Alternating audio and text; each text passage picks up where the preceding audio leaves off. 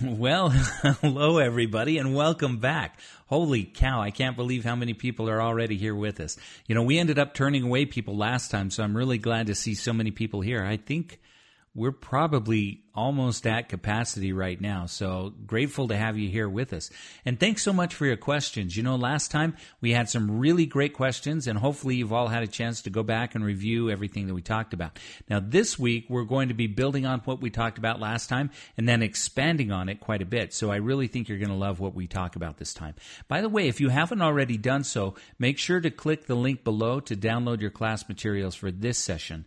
They're going to prove helpful in knowing how to apply what it is that we talk about today. And just like last week, we're going to be giving you a totally free pre-auction listing for an upcoming tax sale auction. This time, it's a pre-auction listing for Tulare County, California. It's an auction that's coming up here in a couple of weeks on November 5th, 2015. So be sure to pay attention and see if you might be able to pick up a few bits and pieces that can help you apply what it is that we're going to be talking about in this session. Also, remember, if you have any questions during the presentation, you can always send those over via the chat box below. It's the big white box right below this presentation window. Send those in, type them up, send them in. I'll do my best to make sure that your questions are answered, either as I see them come across the screen, or if I know that that's going to be discussed later, I'll cover it as part of the presentation itself. Now, I know this is going to be new information for some folks, so again, please don't hesitate to ask. Okay, now let's go ahead and get started with this week's training. Now, last time we talked about how to use your computer to locate, evaluate, and potentially acquire real estate properties.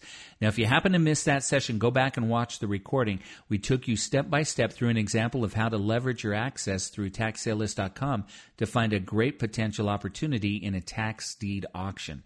Now, if you were able to join us, you saw exactly how easy it can be to find a good investment when you have access to the right tools.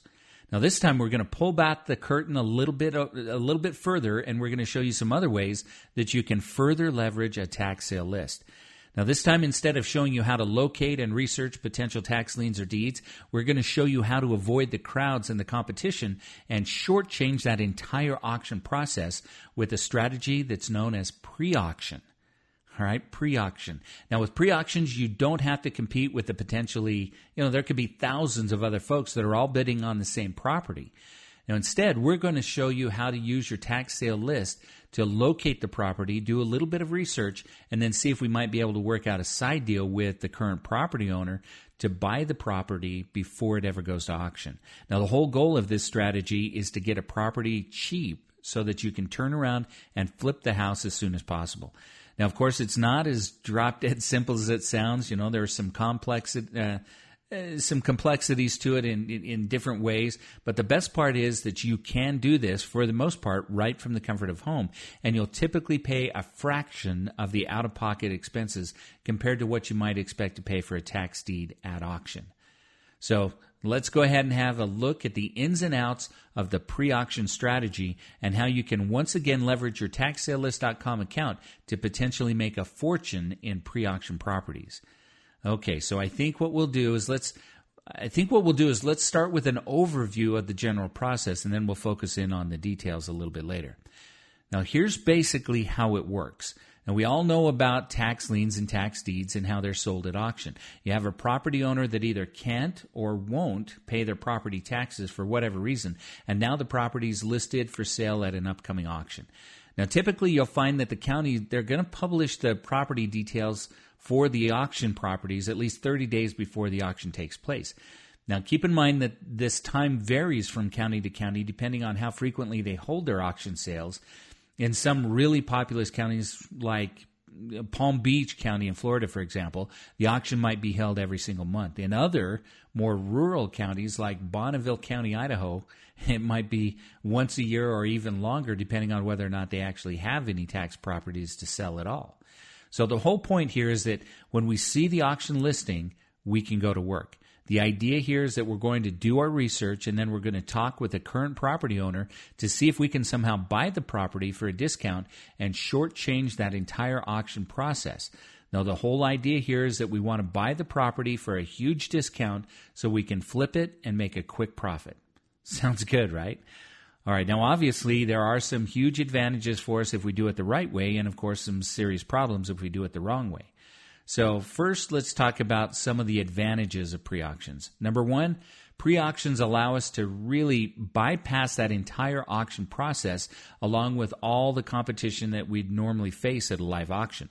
If you've ever been to a live auction for a big county, you know exactly what I'm talking about. You take a big one like Los Angeles County, for example, and you're just one voice out of thousands that might be bidding on a particular property.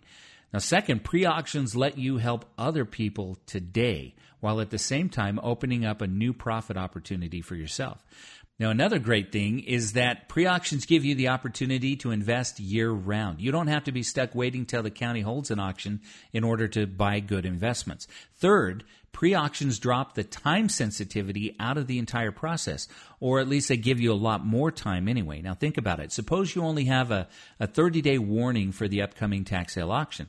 With that 30 days, you could research the county's public records. You could see who the current owner is. If you don't already have that, then you could see if there were any other problems with the property, like liens or judgments that might be attached to it.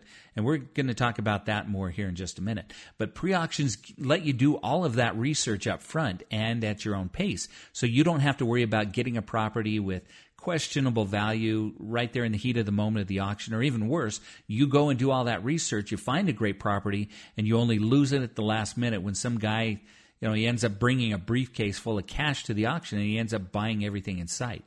There are big advantages to pre-auctions if we do it the right way. Now, let's talk about some of the potential problems with the whole thing. First, pre-auctions only work with tax deed states. Now, fortunately, there are about 34 states with thousands of counties in them where tax deed sales are the preferred method of resolving some of these back tax issues. Now, an auction is an auction, it's true, but in places where tax lien certificates are preferred, then you're going to find that property owners, they just don't feel the same pressure to do something about their back taxes. And in a lot of cases with tax lien certificates, the property owner is going to pay off the back taxes, the penalty and interest, and they're going to do it within that redemption period. So it's really not as extreme as potentially losing your home at a tax deed sale. So this kind of pressure to really get things resolved, it does tend to help us step in and resolve the situation in a creative way. Now, another challenge is that it does require some upfront cash in order for you to get into the deal. So be sure to keep that in mind. Fortunately, it requires a whole heck of a lot less than it would if you were actually attending the live auction and bidding on tax deed properties right in the midst of all the competition, for example. Now, long story short, if we want to do things the right way, we have to make sure that our research is accurate so we can make sure to maximize the benefits and minimize those potential disadvantages. Now, we'll talk about step-by-step and how to do it the right way here in just a second. But before we go into how to do things the right way, let me tell you how to do things the wrong way. And I think we've got a really good example here to help illustrate it. So let's meet Jack. Now, Jack has been investing in tax liens and tax deeds for quite a few years, and recently he's decided he's going to focus some time on tax sale pre-auctions. Now, Jack takes a look at the upcoming auction listings for his particular county, and he finds a couple of potential properties from the pending auction list, kind of like we showed you how to do last time in that training. Remember, we pulled up our taxsalelist.com account, we found an upcoming listing for Los Angeles County, and we did our research, right? So Jack's doing exactly the same thing. So Jack finds a couple of properties from the auction list, he finds the property addresses, and since he lives there close, he decides to go ahead and drive by, and he takes a look at a couple of these. Now, he could also do a Google Maps Street View tour like we did last time as well, but you get the idea. Okay, so let's imagine that as Jack checks out one of these properties, he finds out that one of these is an old abandoned farmhouse on about 5 acres of property. Now, the place is falling apart, and it's all overgrown with weeds. The property has basically been abandoned for what looks like several years with all the broken windows, the overgrown weeds, and all the garbage. Now, despite the damage, let's say that the appraised value for the house and the property is about $200,000. The back taxes, let's say in this example, it's about $2,500. It has some great potential opportunity because not only is the property, it's a fairly large plot of land, but there's also a brand new property development that's adjacent to it on just the other side of the property line. And they're building some really nice single-family starter homes, and they might be interested in buying this property here in a little while. So while he's doing his research, Jack checks the county records and he finds out that the property, it used to be owned by an elderly gentleman who passed away a couple years ago, and that he's got a next of kin listed. He's got a son named Jim who happened to be the executor of the estate, and Jim happens to live nearby. So while he's doing his research, Jack also finds out that he checks the public records, and he finds out that there's no mortgage, there are no judgments, and only the outstanding tax lien is encumbering the property. So Jack approaches Jim and he introduces himself as a real estate investor. He tells Jim that he's noticed that Jim's father's property is about to be sold at the auction. So Jim kind of fills him in on the details. He tells Jack that the family's really just kind of intending to let the property go to auction because they can't afford to maintain it and they can't keep up on the taxes. Now, they haven't tried selling it because they really don't know that it's worth anything with all the damage and so on. I know it doesn't make sense, but I don't know why they wouldn't just try to sell it themselves. But believe me, weirder things have happened. And keep in mind that although I'm using this as an example, this is really based on a real-world situation. Jack offers to buy the property for $1,000. Now, after all, Jack says it's not worth very much, and I'm still going to have to pay off the back taxes, and I'm going to spend a ton of money tearing down the old house and cleaning up all the property and everything. So Jack then, he sweetens the deal by telling Jim, look, I've got cash right here in my pocket. I can pay you $1,000 right now, cold hard cash. I mean, come on. 10 minutes ago, you were just going to let it go for nothing. And I'll tell you what, I'll even sweeten the deal. I'll give you $1,500 right now. Take it or leave it. And he fans out these $1,100 bills. Now, Jim, he's looking at the money and he admits to himself, he's right. I was just going to go ahead and let that property go. So he agrees to the bargain. So Jack quickly drafts up a purchase contract. He gets Jim to sign it, and he hands over the $1,500 as agreed, and he heads to the county recorder's office where he files the purchase agreement. Jack is the owner of record. Of course, this process is overly simplified for the purposes of this example, but you get the idea. So here's where it really starts to get bad. All right. Now that Jack owns the property, he doesn't actually pay off the taxes. He actually lets it go to sale at auction. Now, at the auction, the opening bid is $2,500. Remember, that's the amount of the back taxes that Jim's family owed on the property, right? The taxes are still owed. Jack didn't pay the back taxes when he was at the courthouse. He just filed to make sure that he was first in line as the property owner of record when it went to the sale. Jack has absolutely no intention of paying off the back taxes, and you'll see why here in just a second. So, back at the auction, the bidding starts at $2,500 and rages higher and higher as folks at the auctions, they're competing against each other to try and get a hold of the property. Now, the smart bidders have done their homework and they realize that A, the property has an appraised value of about $200,000, and it's likely to be worth a lot more soon with this property development growing this way.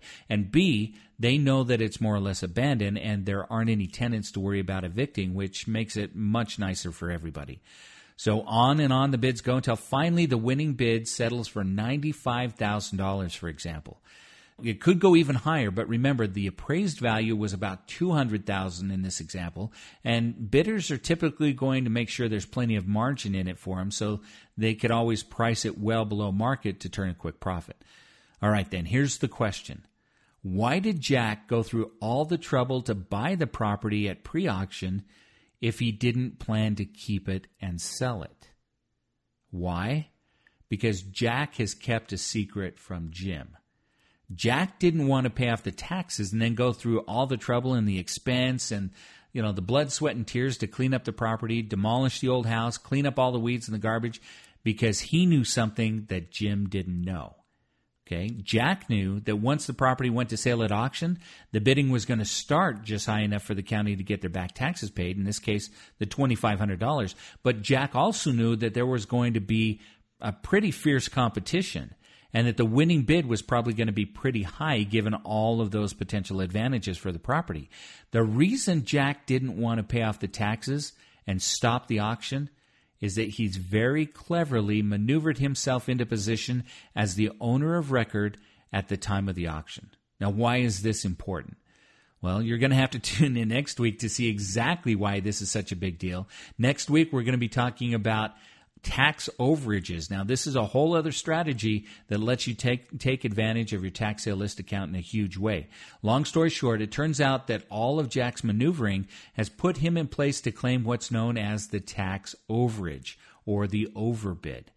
Okay, so here's what happens. The county starts bidding at $2,500, which again is the amount of the back taxes. So what happens to the difference between that $2,500 in back taxes owed and the $95,000 where the auction finally stopped? Well, guess what? That $92,500 difference between the back taxes and the winning bid, that all belongs to whom? Well, if you said the county, you might be surprised. That money does not belong to the county. It belongs to the property owner of record at the time of the sale, which happens to be Jack.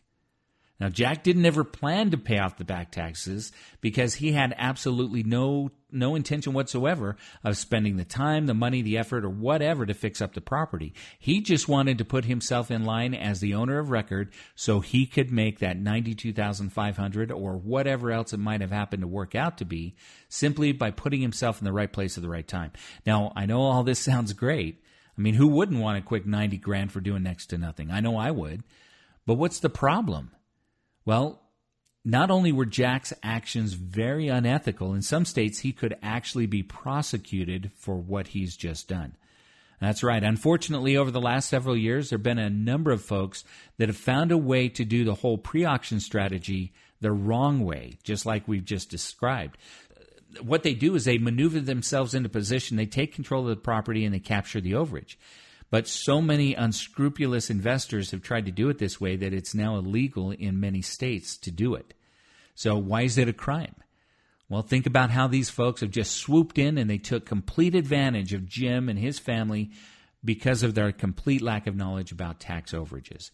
Now, in this example, Jack swoops in, he buys the rights to the property from Jim for only $1,500 in cash, and eventually he walks away with a check for $92,500 just because he knew a little bit more about tax sale auctions and the overages that sometimes happen at auctions.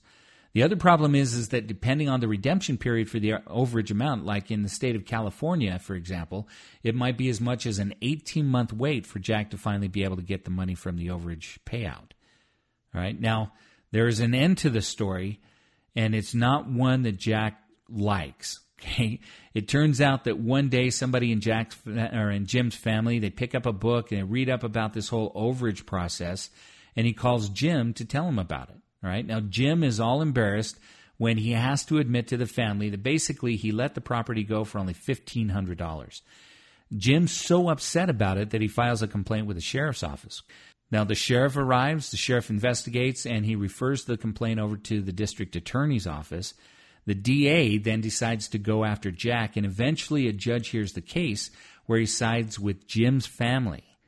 The judge sees that $1,500 that Jack paid Jim is completely insufficient consideration, and he rules against Jack. He nullifies the sales agreement, and he returns the right to the property back to Jim's family. Right? Now, the judge doesn't reverse the sale. That's already happened. That's moved on, but he does restore Jim's rights to the property as the owners of record at the time of the sale, and it makes them eligible to receive the entire $92,500 in excess funds from the auction. And Jack is slapped with a misdemeanor and a hefty fine, plus interest on the money that he now has to repay to Jim's family. Can you see why this is the wrong way to do it? All right, then. All that being said, what's the right way to do it? Okay, so here's how you do it the right way. Let's meet Jane. Okay, now Jane, just like Jack, is a savvy real estate and tax lien tax deed investor. And like Jack, Jane leverages her tax sale list account to get a head start on the competition. She's going to start looking ahead to see what auctions are coming up in her county, and then she can immediately start doing the research ahead of the auction. Okay, now same scenario. Jane finds the property that belonged to Jim's father. It's listed in the public auction listing. And so now let's suppose that the whole bad example with Jack never took place at all. Let's see what we would do differently if we were in Jane's shoes.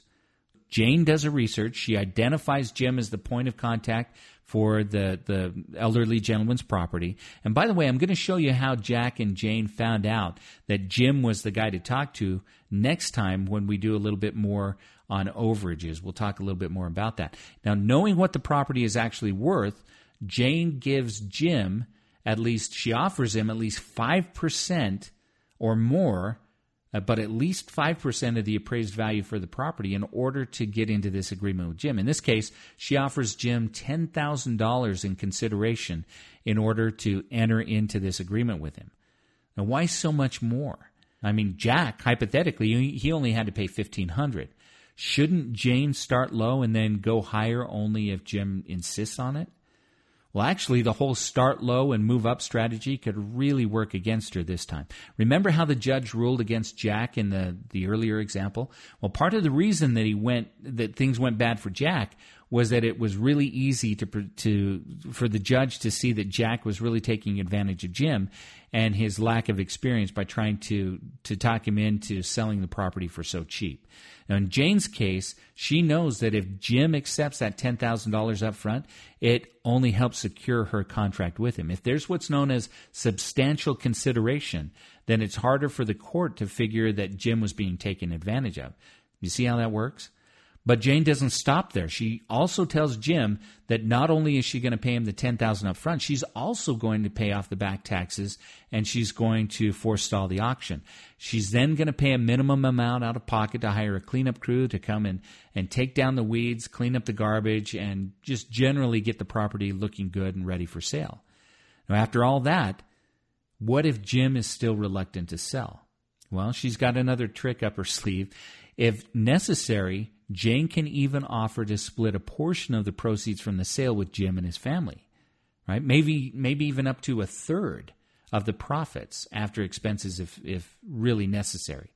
Now, keep in mind, she doesn't have to, but it might help convince Jim to help sell the property, right? And with that, Jim finally says, yeah, I'll do it. Jane pays him the $10,000 in cash. Now, Jim wasn't expecting all of this at all, right?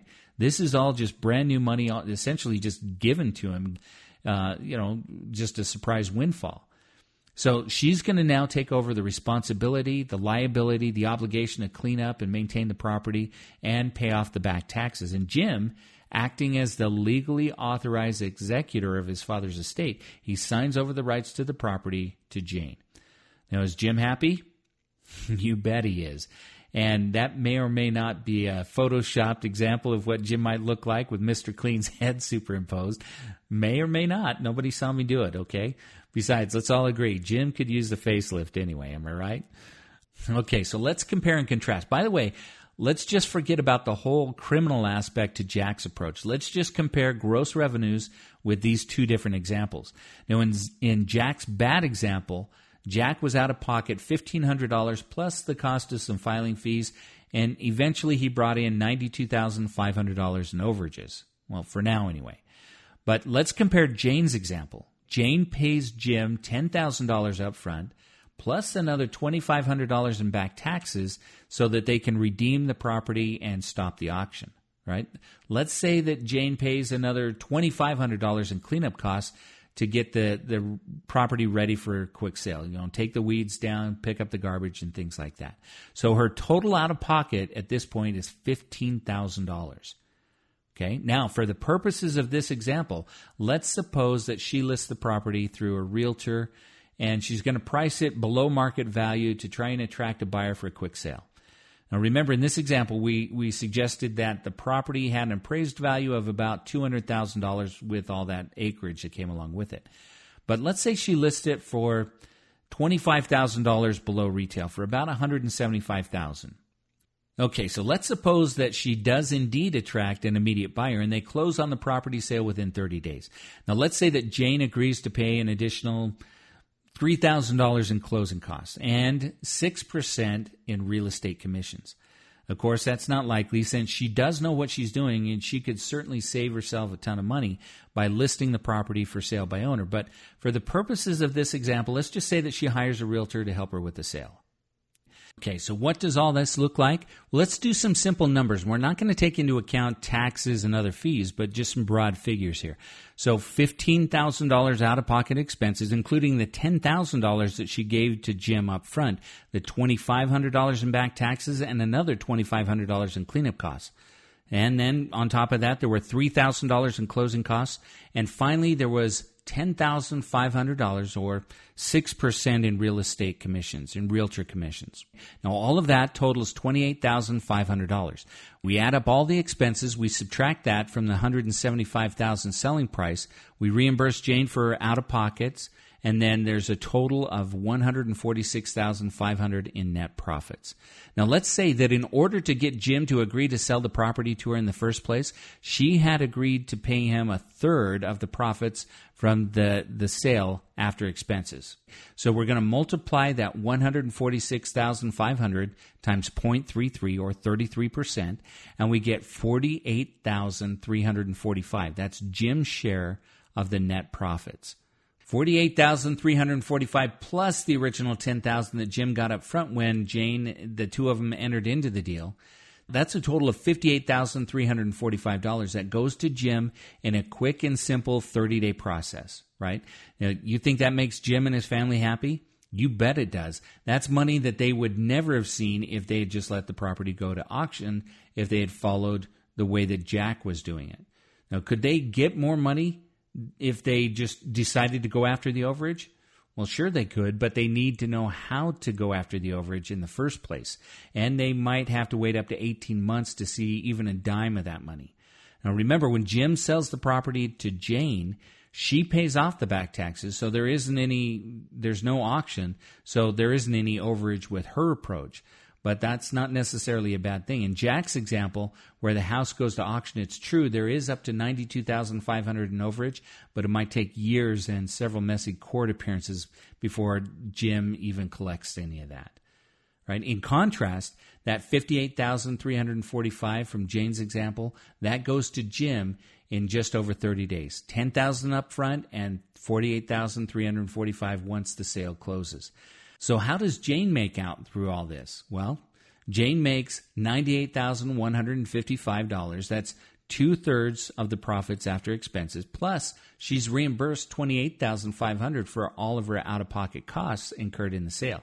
Notice that doing things the right way, she already makes more money than Jack, and her money comes within about 30 days. Now, all told, profits and reimbursements, she walks away with $126,655. And that's not including any taxes or miscellaneous fees, but that's only if she has to actually sweeten the deal with Jim in the first place by cutting him in on the profits from the sale to begin with. And you want to know an even better way to sell the property and potentially make even more money?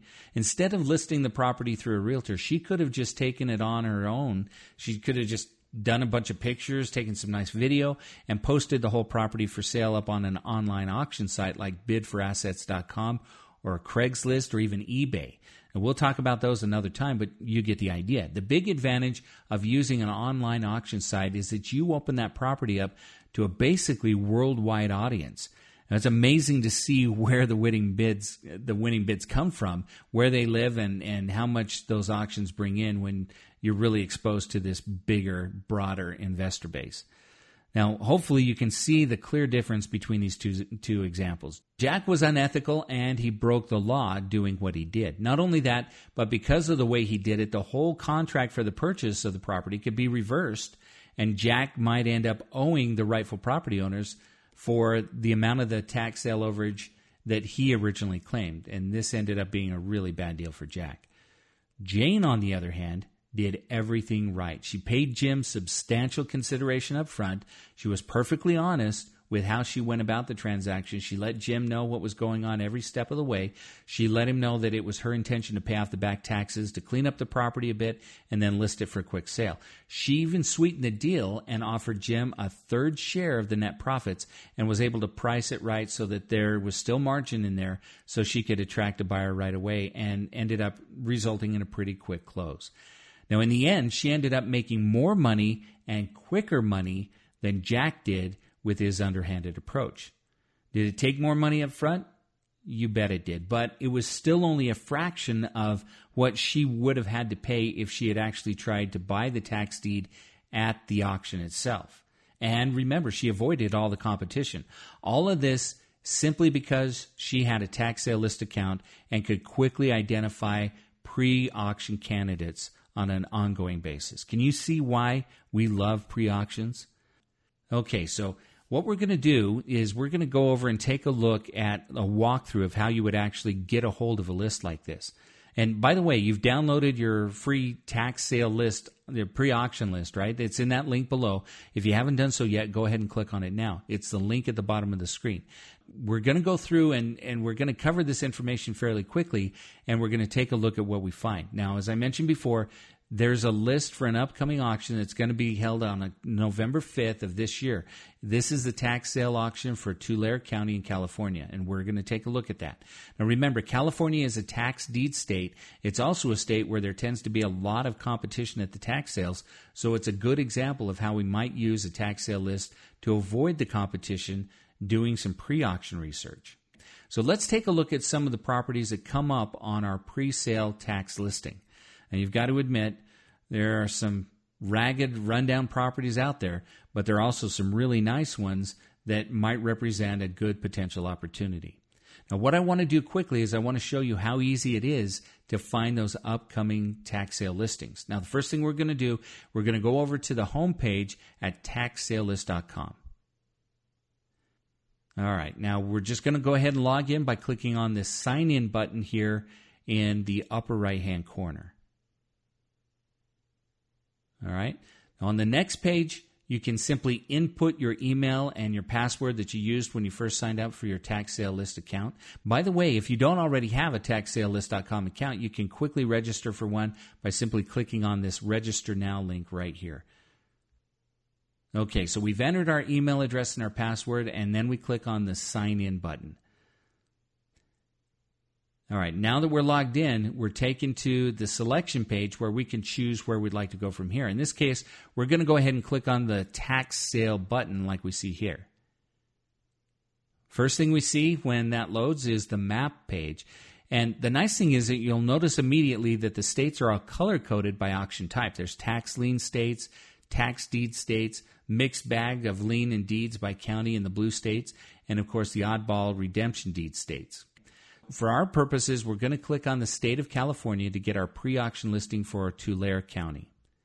So we'll go ahead and click over here.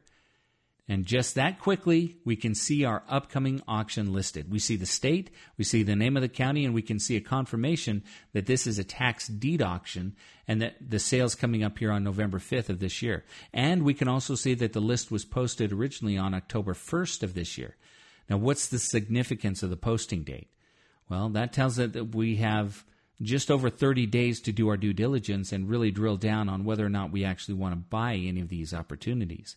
So we can see here that there are 31 parcels listed for sale this time around. Now keep in mind, this number is subject to change as we get closer and closer to the auction date, because sometimes you'll have folks that they might redeem their properties and they'll get their taxes brought current before the auction. Okay, so that removes it from the list, obviously.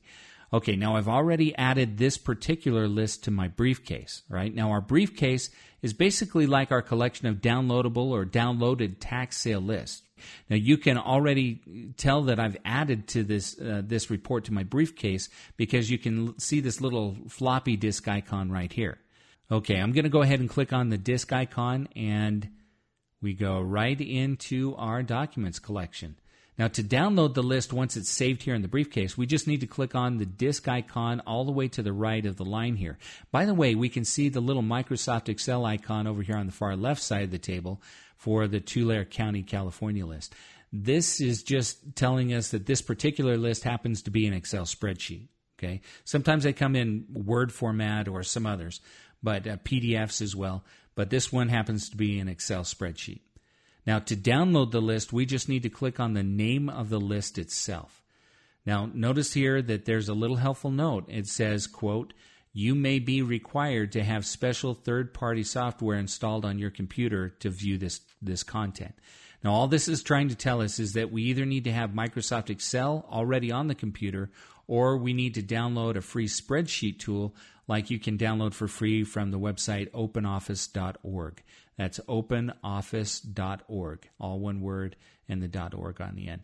So a free download over there if you want to get a program that'll let you open spreadsheets like this.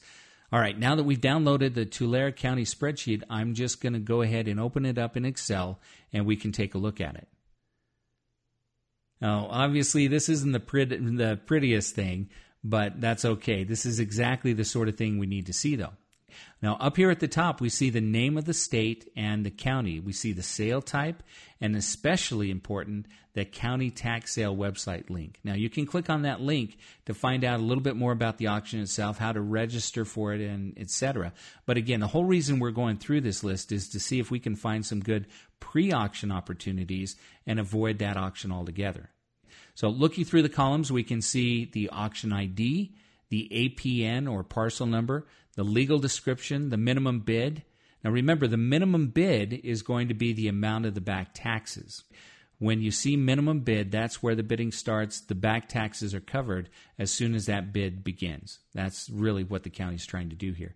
The county item number, the property address, and the 2014-2015 tax assessed value. Now notice that the county item numbers, they're counting up, but they're counting up in no particular pattern. You see that?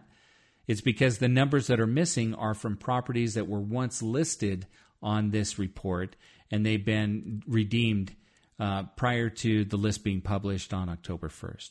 So lots of really good information here. Now, if I were to ask you which of the items here in this spreadsheet were the most important, which ones would you guess? You got it. It's the APN number. Why?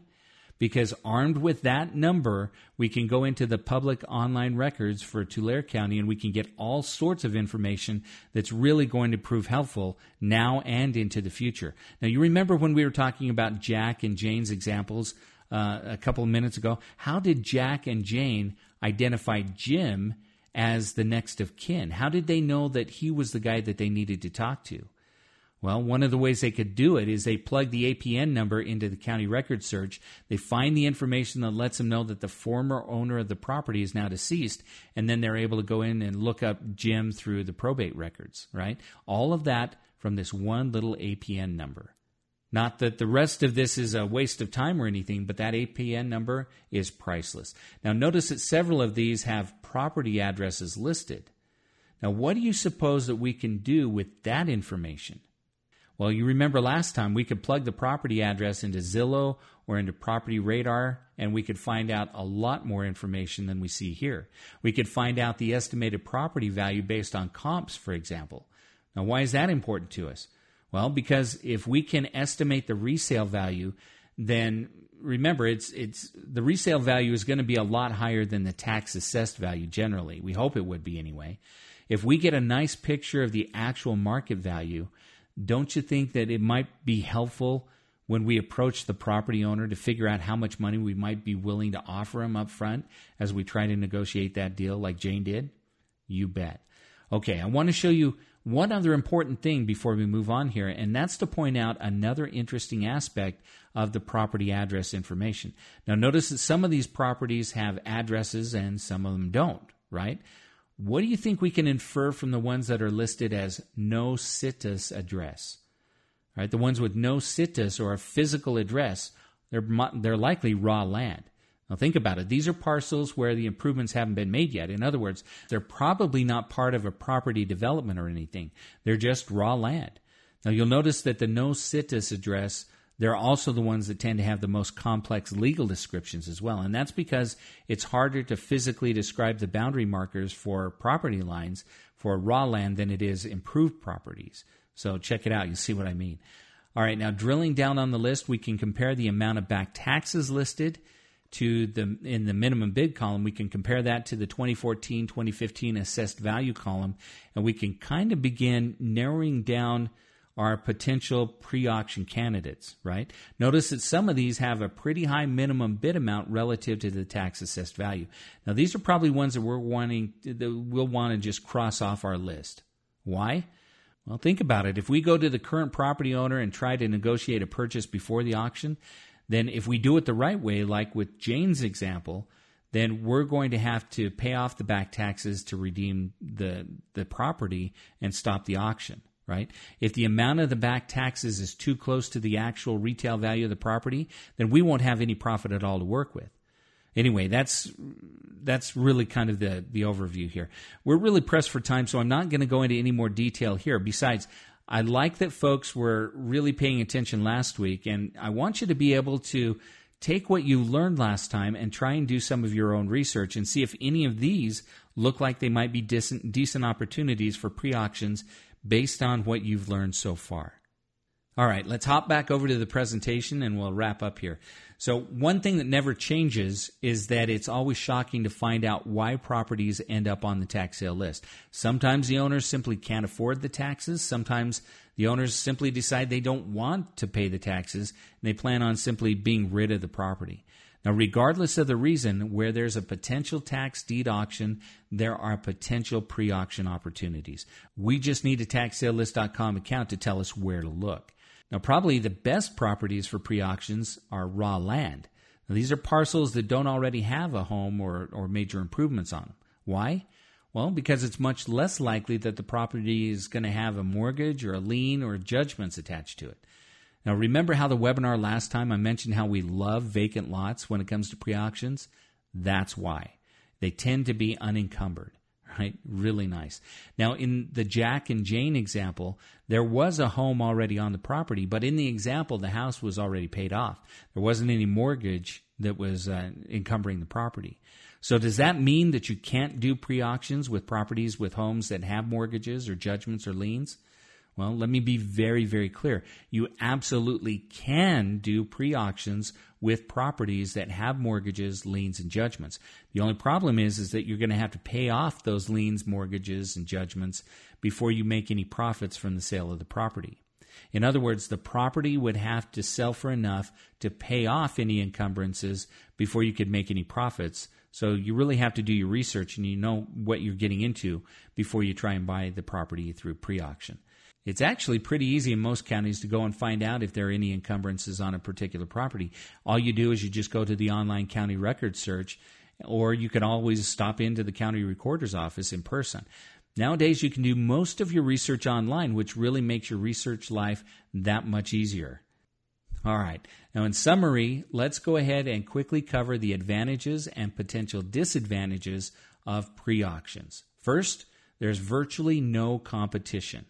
Pre-auction completely removes us from the madness and the competition of the live auction itself. It's really pretty rare that we end up running into any competition as we're doing pre-auctions as well.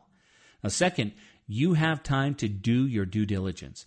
Take the time to do your research. Find out what the property is worth using Zillow, Property Radar, and other tools like we talked about last time. Now, check the county public records and find out if there are any mortgages, any judgments, liens that are all attached to the property. And what's more, if you've ever been to a live auction, you know exactly what I'm talking about.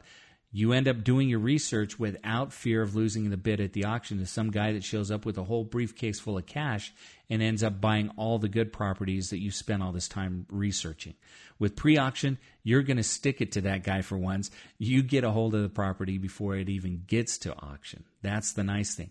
Third, you've got much lower upfront costs. Now, instead of being just one of the herd that's bidding against everybody else to drive the price of the property higher, you've got the chance to work directly with the property owner to negotiate a reasonable upfront cash payment. Now, reasonable consideration would be something like 5 to 10% of the appraised value of the property instead of the much higher ranging auction bids that you compete with other investors, something like 50 to 60, maybe 70% of the appraised value of the property.